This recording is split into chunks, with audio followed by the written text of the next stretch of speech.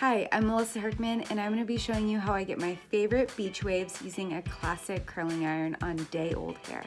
To prep my hair, I'm using a dry shampoo to freshen up my roots. To start curling, I'm using 1-inch sections and curling each piece away from my face. You don't have to be too precise on sectioning your hair because we want this style to be a little bit more lived in.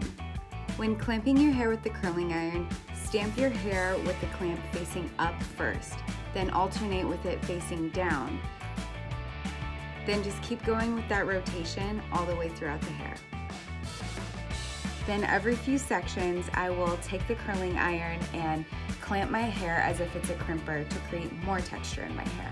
To finish off this style, I'm adding dry texture spray to add a little bit more texture and volume to my hair. And that's it. I hope you enjoyed this beachy wave tutorial, and I'll see you next time. Bye!